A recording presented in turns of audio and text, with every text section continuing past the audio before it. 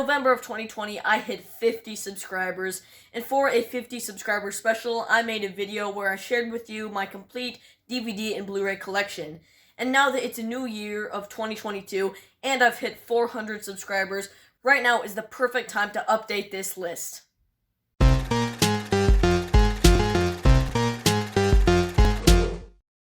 First up, we have Davy Crockett 2-movie set of Davy Crockett, King of the Wild Frontier, and Davy Crockett and the River Pirates. When I made my first video about this topic, I hadn't seen these films, and now in 2022, I still haven't seen them. I'm hoping to see them by the end of 2022.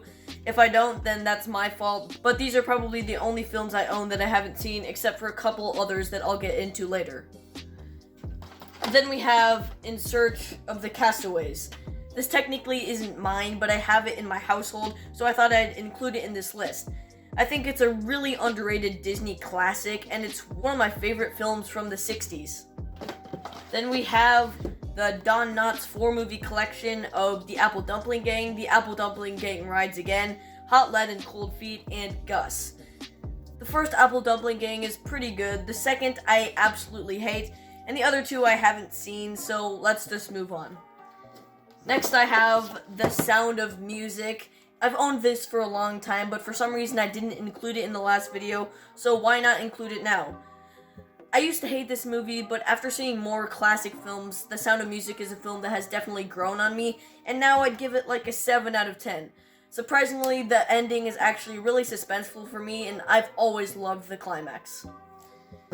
Then we have Office Space. I haven't seen this film, and I'm not allowed to watch this film, so let's keep going.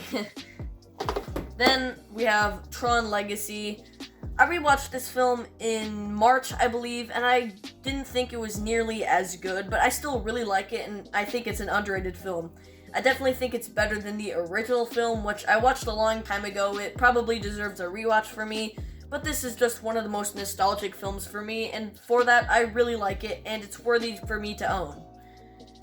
Then we have Pete's Dragon, the remake. I was really excited for this film, so then on my birthday of 2016, I went to go see this, and I actually didn't like it that much, but I convinced myself that I liked it like I did with a lot of movies, but now I've actually come to really enjoy this movie. It's not amazing by any means, and it was definitely an unnecessary remake that has nothing to do with the original except for the characters, and I think it's a pretty good film, but pretty forgettable for a Disney live-action film. Then we have a Blu-ray of Beauty and the Beast, the 2017 one. The original film is miles better, but I still have a really fun time with this, and I vaguely remember seeing this in theaters when it first came out at my local theater. I was sitting in the front row, I was looking straight up like that, but I still had a fun time watching the movie, and the ending definitely was really exciting for me in the theater, especially because I was younger. Then we have another Disney remake, The Jungle Book, and this is personally my favorite out of all of the live-action Disney remakes. Another film that I remember seeing in theaters when it first came out in April of 2016, and I have loved it ever since. The CGI is really good, and all of the characters might be even better in this film than they were in the original. Bill Murray, Ben Kingsley, Idris Elba all do just a great job, and I just absolutely love this film. I can't pinpoint why I absolutely love it besides nostalgia, but I don't think I'll ever come to hate this film. Then we have a Steven Spielberg movie, Hook. This one's just a really underrated film for me because I've always loved it, and then when I figured out that it had bad reviews, I was really surprised. In my other video I said that I didn't like it that much, but I was just lying to go with the other people, but I rewatched it in April, I think, and I really like it. The cast is amazing, and it's just one of the most underrated Spielberg films for me. And then we have another Spielberg film, E.T. the Extraterrestrial. This used to be a 10 out of 10 for me, and it was in my top 5 of Spielberg. It's gone down from then because I've just learned that I like a lot of other films better, but it's still a classic and a must-watch in my opinion. And then the last Steven Spielberg movie I own, also my favorite movie of all time, Jurassic Park. This one was a film that I didn't talk about in my last video because I didn't have it in November of 2020, but I'm super glad that I own it now because, like I said, it's my favorite movie of all time. It's just the DVD, and I know a lot of people say they don't buy DVDs anymore, but DVDs are just a cheap way to own movies, and I really like it, so I'm happy with what I have, and this is one of my favorite movies ever. Then we have Spider-Man. If you remember my other video, I said that I have disc 2, but I don't have disc 1, so let's just move on to Spider-Man 2. This one is definitely the weakest of the Raimi trilogy in my opinion, but it's still a really good movie, and if you want to see my Spider-Man ranking, go check that out in the iCard. And then another Spider-Man movie, Spider-Man Homecoming. This is my second favorite Spider-Man movie and my favorite MCU film ever. I think it's just hilarious, relatable, and the visual effects are amazing. And then Tom Holland is just the perfect Spider-Man and a perfect mix of Peter Parker and Spider-Man, and for all of that, I just love this film. And then we have Spider-Man Far From Home. This used to be my favorite movie of all time. I don't know what I was thinking, because now this film is only a 9 out of 10. And I know that a lot of people don't like this film, but I just really love it, and I'm glad that I own it. When Spider-Man No Way Home comes out on DVD and Blu Ray, I'll definitely be buying it. But since it just came out in December, I don't have it. So just think of me having it right now. And then the last Spider-Man movie I own is Spider-Man Into the Spider-Verse. I think that one of the reasons I bought this DVD was just because of the amazing slipcase it has. I think that that's just beautiful, and it might even look better than the actual cover of the film. But the other reason was just the film is just amazing and has the best animation I have ever seen, hands down. And then we have Justice League. This film is really bad. I bought it at first because I liked the film. I gave it an 8 out of 10 when I originally watched it. But after seeing Zack Snyder's Justice League, I've just realized how bad of a film it really is. And now I don't like it at all. So I switched it out with one of the cases. So this case has a crack in it. Then we have Unbreakable. This is another film that I didn't show in my other video because I didn't have it and I hadn't seen the Unbreakable trilogy. This is one of my favorite movies of all time, definitely in my top 10. M. Night Shyamalan is just one of the most fascinating directors to me. He's made masterpieces like this, The Sixth Sense, and in my opinion, Glass. But then he's also made some horrendous films like The Lady in the Water and The Last Airbender. It's just really confusing to me why he chose some films, but Unbreakable is just a phenomenal film, and I'm so glad that I own it. Leading into Split. This one's not quite as good as Unbreakable, and at first I only gave it, I think, a 7 out of 10, but now it's come to an 8.5 out of 10 just because of the payoff that Glass had. And speaking of Glass, then we have Glass. I know a lot of people hate this movie, but like I just said earlier, I think it's a masterpiece. I just love the movie, I'm sorry. Just seeing all of these characters from Split and Unbreakable come together is amazing to me. And M. Night Shyamalan just put together the twists at the end so well. Of course, some of it wasn't amazing, and I can acknowledge that there are a lot of problems with it, but I would give it like a 9.999999 out of 10. Then we have Star Wars The Force Awakens. I think I got this for like $3, which was a really good deal for a really good film. And then another Star Wars film I have, actually 2 other Star Wars films I have, is the Star Wars Ewok Collection of Caravan of Courage and The Battle for Endor. I know a lot of people haven't seen these films, and I hadn't either until I saw that one of my neighbors owned it, and then I borrowed it from them and I watched it. I thought they were okay, but then my sister loved them, so she wanted them, so now we have them, and I think that they are okay movies. Caravan of Courage is definitely a better film than Battle for Endor in my opinion, but they're both just okay. A lot of people hate them as much as the Star Wars Holiday Special, but I have a really fun time with it, but I can't say they're good films at all. And then, my second favorite horror movie ever, we'll talk about my favorite horror movie later, Scream. I watched this for the first time in October for my top 10 horror movies video, and I just fell in love with it. I absolutely love its commentary on horror films. and it just has some of the most smart writing I've ever seen in a horror film.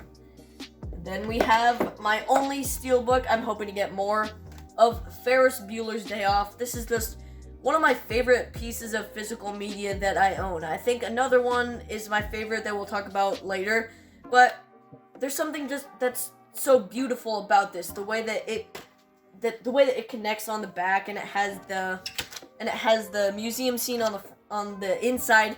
It's just so cool, and I just really love the film, so it was an amazing buy. Then we have what I said was possibly my favorite piece of physical media that I owned, the Alfred Hitchcock Classics Collection, which includes Rear Window, Vertigo, Psycho, and The Birds. This isn't a 4K because I don't have a 4K player, unfortunately, but it's a Blu Ray, so I can watch all of these films with amazing picture. Rear Window is a 10 out of 10. Psycho, my favorite horror movie of all time, is a 10 out of 10. The Birds, a 9 out of 10, and unfortunately Vertigo is only a 7 out of 10, but I'm definitely going to rewatch that film soon because I feel like I might like it a lot more now that my taste in film has developed over time. And then one of my newest films that I own is The Suicide Squad on DVD. The Suicide Squad is one of the most stylistic superhero films I've seen. James Gunn just dumps all of his style into this film, and even though it has some childish characters, there are emotional films in this, and don't get too attached because a lot of the characters die without getting into spoilers. And then my third favorite piece of physical media I own, the complete 8-film collection of Harry Potter. It comes in a huge case and this slip, which is very handy. These are just films that I really, really love. There's only one that I don't like in the franchise, which is Order of Phoenix. And before The Crimes of Grindelwald is coming out, I'm definitely going to be rewatching all of these films just because of how great they are to me. And then we have Die Hard, one of the best Christmas movies ever made, and just one of the best action movies I've ever seen. There are so many one-liners that I can quote, and there are so many iconic action scenes in this that just makes it a must-watch every December for me. It's not much of a Christmas movie, but I still consider it to be one, just like a lot of people. Next we have Steve Martin 8-movie collection, which has The Jerk, Parenthood, House Sitter, Bowfinger, The Lonely Guy, Dead Men Don't Wear Plaid, Sergeant Bilko, and It's Complicated. Out of these 8 films, I've only seen The Jerk, Parenthood, Bowfinger, Dead Men Don't Wear Plaid, and a little bit of Sergeant Bilko. I started Sergeant Bilko once, but for some reason I didn't finish it, but I'm definitely going to be watching all of these films sometime. I don't really know when I'm going to be watching It's Complicated, which is that film right there, because it just doesn't really look like it's my thing, so we'll see. Next we have Hacksaw Ridge, one of my favorite Why did I say horror? One of my favorite war films ever made. It's directed by Mel Gibson, and it reminds me a lot of Saving Private Ryan because they're both horrific films showcasing what war is really like. Andrew Garfield gives one of his best performances as always, and this film just proves how amazing of an actor Andrew Garfield is, and I just love this film so much. After that, what a film that's regarded as one of the best ever made, The Shawshank Redemption. When I watched this movie, I thought it was like a 7 out of 10 for the first 30 minutes or so, but something in the middle just picked up so well, and it got so emotional that I gave it a 9 out of 10, and now it's somewhere in my top 50 favorite movies. If I watch it again, it might go to a 10 out of 10, which is a score a lot of people have it at, but I still love the film no matter what, and it's one of the best made films I've seen with amazing performances from Morgan Freeman and Tim Robbins. Next up is a Blu-ray of Knives Out.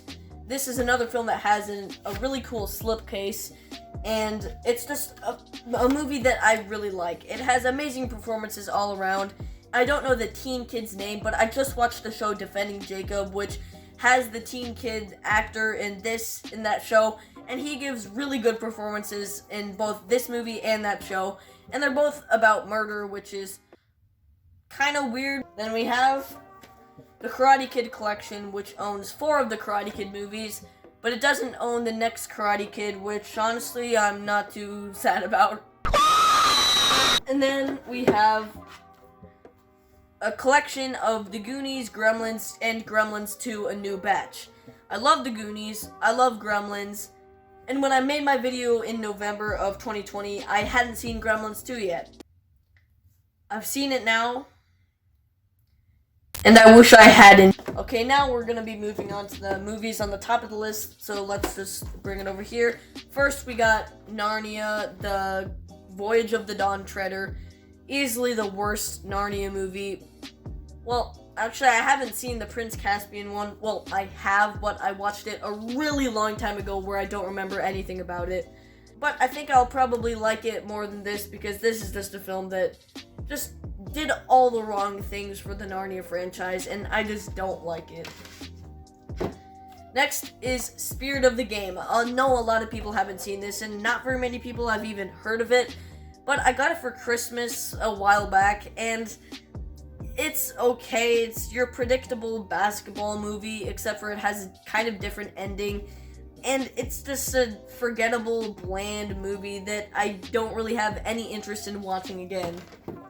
After that, the Smurfs, and yesterday I just watched Avatar, and I realized that Avatar is just the grown-up version of the Smurfs. Next, a Blu Ray DVD of Hop. I don't know why I wanted to own this, because it's a really bad movie, but apparently I own it now, so that's cool, I guess. Next is Happy Feet. This film is disturbing. Then Brother Bear. Some people have actually grown into liking this movie, but I still never like it. I don't know why Rick Moranis came out of retirement just to be in this film in like 2004 or something, because it's honestly not that good, and the animation from Disney is super lackluster compared to their animation during the Renaissance. Then is... no, not this film. Spy Kids, All the Time in the World. Okay, now another era. Why are we still here? Just to suffer? Every night, I can feel my leg, and my arm, even my fingers. Next film I own is the original Lion King film. This is one of my favorite movies ever made, and over the summer of 2021, I was actually in a production of this movie, but as a musical, and I played young Simba, which was a really fun opportunity for me, and it made me realize how much I actually loved this film. It's just a masterpiece, and I think it's in my top 20 of all time, but if not, it's definitely in my top 30. Then we have the Care Bears movie. Don't ask why I love this film, but I just do. It's a film that I would actually watch when I was younger, so then I just have a lot of nostalgia for it, and that's why I actually like it as much as I do, and I'd give it like a 7 out of 10, because it's not perfect, but I have an amazing time with it. Next is Buzz Lightyear of Star Command, a really underrated film, and I'm hoping that the new Lightyear movie coming out is going to be just like this film, but with better animation, of course. Then is a Blu Ray DVD and digital HD... why does it say digital twice? Copy of Frozen. This film is good, definitely, but I don't know how to explain my thoughts about this movie, because I like it, but I don't like it because I've watched it too many times and I've listened to too many of the songs too many times. Yeah. Then we have Pinocchio, a really disturbing film for children, but one that I actually have a really good time with. I haven't watched it in a long time, and I definitely need to rewatch it, but right now, I'd give it like a solid 7 out of 10. Then I have Sing. I recently just saw the new Sing 2, and I think I like it better than this one, because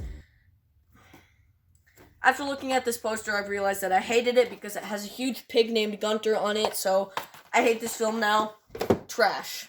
Next is Moana, a film with breathtaking animation. Just look at that DVD with a bunch of water on it. It just looks beautiful, and the rest of the film is good. It's good. I like it.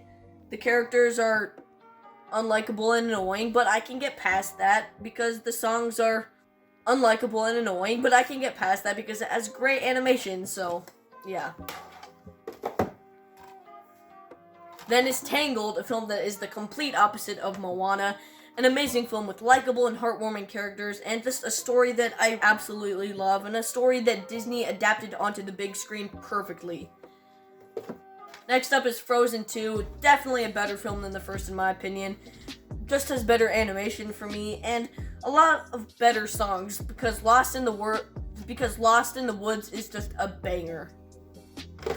Then let's move on to Christmas films, and the first one I want to talk about is Home Alone, my absolute favorite Christmas film of all. Why is Die Hard not with the Christmas movies? Let's change that right now.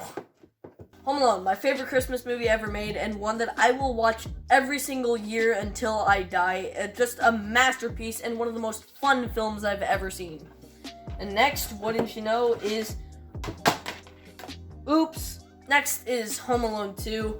Not quite as good as the original. In 2020, when I made my ranking, I said I liked it more, but I don't anymore because it's the most violent films I've ever seen, and it really just proves that Kevin McAllister will soon go on to be the runner of the Saw movies. Next is A Christmas Story. I've talked about a lot of these films in other videos, so if you want to hear my full thoughts, you can go check them out in my other Christmas videos from 2021 or 2020. But A Christmas Story is just a funny and heartwarming film that I have a really good time with. It's super iconic with how it portrays its characters and plot points, and I just really love it. And then what used to be my favorite Christmas movie ever made, not anymore, National Lampoon's Christmas Vacation. It's really funny, but sometimes there are some jokes that don't land, and I don't necessarily love all of the characters, and that's why it's not at the top spot of Christmas movies anymore, but it's definitely in my top 5. And then we have Elf, another film that's just one of the most iconic Christmas movies ever made, and one that almost everyone that has seen it loves, except for the film that don't like watching Will Ferrell in tights for an hour and a half, which I can see why they don't like that. Then I have The Polar Express. The Polar Express definitely doesn't have the best character design, but the rest of the animation is just breathtaking. A film that I really love, even though a lot of people don't, but I have my opinions and they have theirs. Then I have How the Grinch Stole Christmas with Jim Carrey. Not an amazing film by any means, but still pretty good, but there are just a lot of disgusting things about it. Not like unwatchable disgusting, but there are some things that they did with the filmmaking and the design of the Who's that I just don't like at all. And then I have Emmett Otter's Jug Band Christmas. This film has no right being as good as it is. The characters are undeniably cute, and it's one of the funniest films I've ever seen with no intention of being even close to the sort. Then I have Don't unsubscribe. Curious George, A Very Monkey Christmas. Nostalgia. Then I'm just gonna talk about these two films at the same time because why not? The Nativity Story and White Christmas. Two very different films, but I don't feel like talking any longer than I have to. So, The Nativity Story, I used to watch it every year as a Christmas Eve tradition, but I didn't in 2021 because it's just a boring movie and I think I've seen it enough times.